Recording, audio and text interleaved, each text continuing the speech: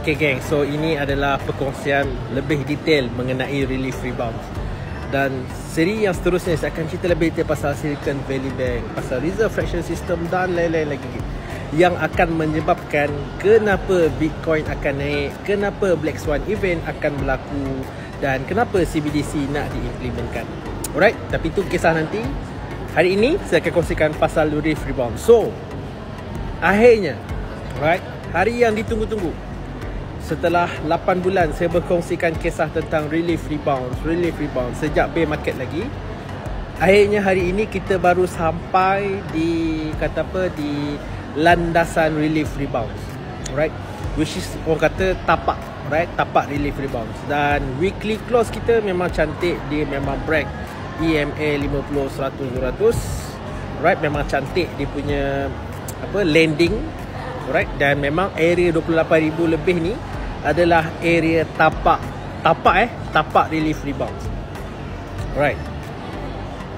Namun anda kena faham, dalam minggu ini ada satu lagi event yang besar, iaitu pada 22 hari bulan ini, di mana FOMC meeting, kenaikan interest rate akan diumumkan. Sama ada Fed nak naikkan interest rate 0.5, 0.25 ataupun tidak. Tapi kenapa Bitcoin naik baru-baru ini adalah disebabkan persepsi yang di mana retailer percaya bahawa Fed tidak akan naikkan interest rate ataupun 0.25 je, sebab isu bank run. Panik dekat bank akan menyebabkan bullish dekat dalam kripto. Dan satu lagi, kenapa FOMC meeting ni very important? Sebab based on sejarah, hubungan antara Bitcoin dan interest rate, kenaikan interest rate adalah berlawanan, negatif punya relationship. Maksudnya kalau interest rate semakin naik, Bitcoin akan semakin melemah. Alright? Tapi itu hanyalah satu faktor. Ada pelbagai lagi faktor kenapa Bitcoin pun boleh naik juga. Alright. So insyaAllah hari ini saya akan ceritakan lebih detail mengenai tentang relief rebound. Baik. So kita dah sampai dekat dekat landasan relief rebound. Adakah relief rebound ni boleh invalidated? Boleh. Dia boleh jadi minggu ini menyebabkan landasan relief rebound ni crash. Maksudnya invalidated, dia jatuh kembali dan akhirnya mungkin relief rebound berlaku lewat sedikit, iaitu pada bulan April. Sebab bulan April, kalau dia berlaku bulan April memang cantik dah, sebab kalau ikutkan durasi apa semua, bulan April memang cantik. Namun seperti mana yang video-video saya yang sebelum ini, paling cepat minggu ini, dan anda dah saksikan minggu ini dia dah sampai ke tapak. So kalau minggu ini confirmation yang bukan invalidate lah, maksudnya interest rate memang tak dinaikkan, contoh case bullish tak dinaikkan, dan diumumkan juga pasal Fed akan jamin bank-bank, alright, jamin bank-bank ni, jaminan bank-bank ni bahawa diorang boleh pinjam duit sebanyak mana yang boleh, dan diorang akan printing lagi duit kau banyak untuk menyelamatkan bank daripada bank run. Alright.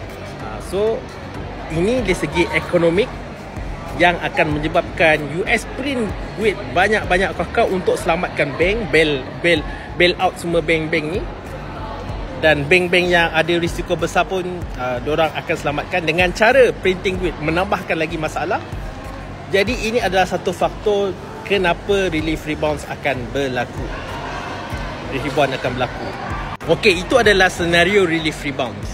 Faktor-faktor ekonomik kenapa relief rebound akan berlaku, sebabkan printing duit, mass printing duit untuk bail out bank yang tengah dalam krisis, liquidity punya krisis, sebab fear yang berlaku kepada customer. Dan fear ini kat mana solusi dia? Mungkin dia akan fikirkan, kalau bank aku tak percaya, benda apa yang aku percaya, which is bank aku letak duit kat tempat yang aku boleh kontrol sendiri, which is letak dalam crypto lah, beli Bitcoin. Sebab apa? Bitcoin adalah benda yang semua orang benda yang orang layman faham lah. Kan nak cerita pasal coin-coin lain, coin Flux lah, coin ACH lah, Kang blur kan, orang layman tak faham. Jadi diorang faham Bitcoin sebab Bitcoin ni adalah paling lama dan paling besar. Baik, itu adalah senario di mana relief rebounds berlaku. Apa senario yang membuatkan relief rebounds akan berlaku? Sebab sekarang kita dah berada kat tapak. Jadi saya nak cerita apa senario relief rebound akan berlaku. So itu adalah faktor senario relief rebound akan berlaku, dan itu dekat US. Kalau anda lihat dekat China, which is diorang tengah nak implement, alright, nak implement BRICS ni, alright, dia nak implementkan gunakan teknologi blockchain ini untuk against de-dollarization dekat US ni, alright, dekat China dan juga dekat Rusia yang tengah mass buat DEX, Decentralized Exchange, yang besar gila dekat Rusia. Sebab kan Rusia memang kena block dari segi SWIFT, so dia orang tengah buat alternatif. So China, Rusia dan memang dalam anggota BRICS, dan anggota BRICS lain pun memang tengah against US, alright. So whatever yang berlaku di antara dua-dua negara ni, end game dia memang kita nampak is cryptocurrency as a solusi kepada teknologi. Alright, itu ada rebound, dan berapa banyak yang dia boleh naik, alright. Asalkan dah start rebound, dia boleh naik sampai 30k. Alright. Dia boleh crash lepas tu, boleh jadi. Ataupun dia boleh naik lagi. Wallahu alam sampai bila. Cuma dia ada dua gate. Yang pertama 25k yang kita dah lepas baru-baru ini, dan akhirnya kita dah berjaya sampai ke landasan relief rebound.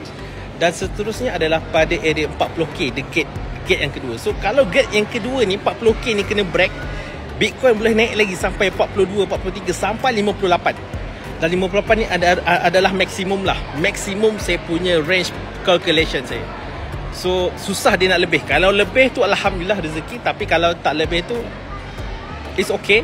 But the thing is, benda ini akan created, alright, akan created the biggest bearish division. Sebab bearish division, untuk pengetahuan anda, dia dah start terbentuk dalam longer punya time frame, tapi pada fasa skala kecil. So kalau relief rebounds berlaku pada bulan ini, kemungkinan besar Black Swan event crash akan berlaku pada bulan 9 dan ke atas.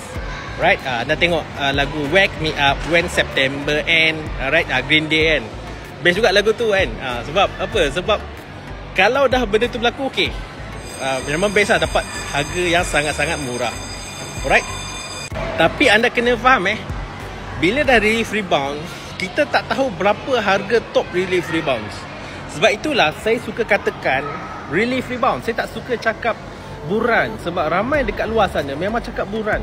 Tapi kalau dari segi istilah dalam dunia financial, memang buran. Alright, sebab buran, beran. Alright, dia dua je. Cuma saya katakan relief supaya anda tahu dia akan naik dan dia akan turun. Cuma kenaikan ni kita tak tahu. Saya pun tak tahu berapa banyak. Cuma range saya 30k sampai 58k. Mana-mana dia sampai ke area sini, dia akan boleh crash. Alright, dia akan boleh crash. Okay, itu adalah senario pertama. Senario yang kedua, sekarang kita kat landasan relief rebound. Boleh tak di-invalidate? Boleh. Boleh di-invalidate. Dia akan membentuk pattern inverted head and shoulder pada skala yang lebih besar. Alright. Itu dari segi teknologi. Dari segi ekonomik pula, iaitu kalau anda faham, CZ dia tak pernah cerita pun yang kongsi pun yang dia pump 1 bilion. Dia kata dia nak beli Bitcoin 1 bilion USD. Dan apa kita nampak, dia cakap dekat dalam Twitter benda tu, tapi adakah dia beli? Tak. Kita boleh nampak USD 1 bilion USD tu still ada dekat Binance. Alright, ada sahabat-sahabat kita cek dan saksikan, Binance kongsikan cerita bullish, CZ kongsikan cerita bullish, tapi dia tak buat. Right. So ini menyebabkan orang kata apa, orang awam akan bullish tau. Dia akan buat orang awam macam kita sekarang, boleh bullish, retailer bullish dan beli. Tapi kita tak tahu actual dia mungkin adalah manipulation daripada Binance. Sebab kalau anda lihat video saya masa bulan Januari, kenaikan daripada 16-17k tu sampai ke 24k tu, saya dah cakap dah, antara faktor yang menyebabkan kenaikan yang besar ini adalah CZ daripada Binance. Sebab dia yang pump banyak. So sekarang ini tiba-tiba dia kata dia nak tukar 1 bilion USD kepada Bitcoin. Ini adalah satu perkara yang pelik dan unik, sebab dia tak pernah kongsi benda ni, dan boleh jadi itu adalah exit liquidity untuk CZ. Right, CZ adalah whale untuk pengetahuan anda. Binance adalah whale dalam dunia kripto juga. Alright, dan itu adalah dari segi faktor ekonomik. Kalau relief rebounds ni, landasan ni boleh invalidated, dia crash, dia jatuh ke area 20 hingga 23, dan kita akan saksikan relief rebound pada bulan April, hujung bulan April. Alright, walau apapun senario, kita kena stay close dan teruskan trading. Itu adalah strategi yang terbaik pada fasa ini. Belajar sesuatu, katakan saya. Bye.